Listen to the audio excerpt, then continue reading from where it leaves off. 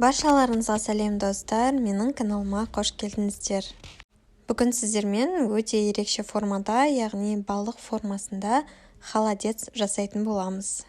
Бастамас бұрын менің каналыма тіркелуді ұмытпа. Ең алдымен кастрюлемізге су құйып, сирағымызды салып, қайнатамыз. Бір қайнап шыққаннан кейін үстіне бір ас қасық тұз қосамыз. Сирағымыз қайнағанша холодецімізге қосатын сәбізімізді дайындайық. Бізге бір сәбіз қажет. Ашып, жуып тазалап, осындай майда теркадан өткізіп шығамыз.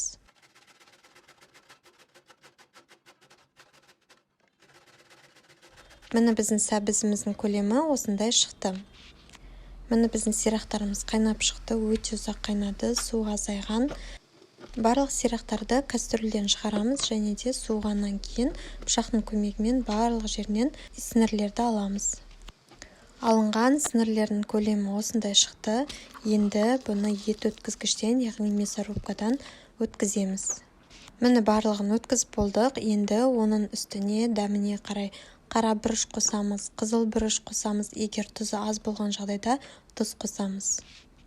Барлық дәмдеуіштерді қосып болғаннан кейін сорпасын қосамыз.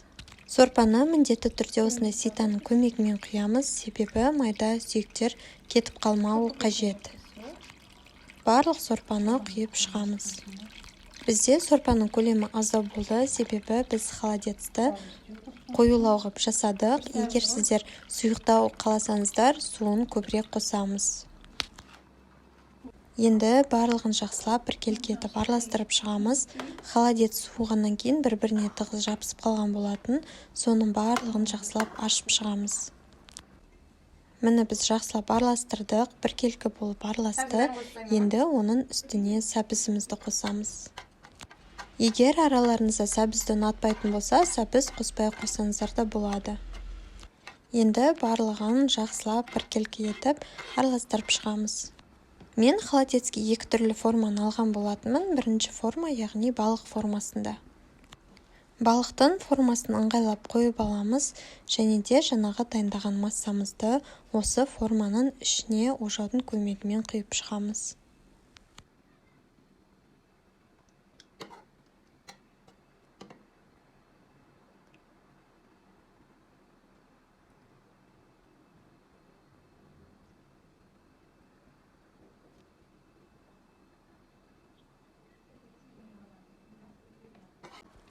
Холодецке арналған екінші формамыз бізде осындай қарапайым төрт бұрыш форма.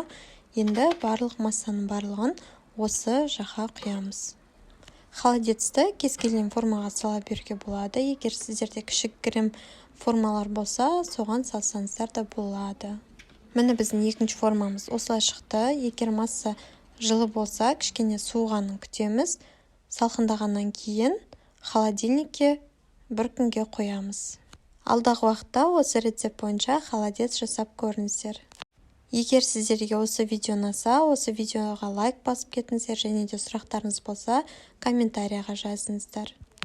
Алдағы уақытта басқа да көптеген рецепттермен бөлісетін боламын. Сол себептен менің каналыма тіркелуді ұмытпаңыздар.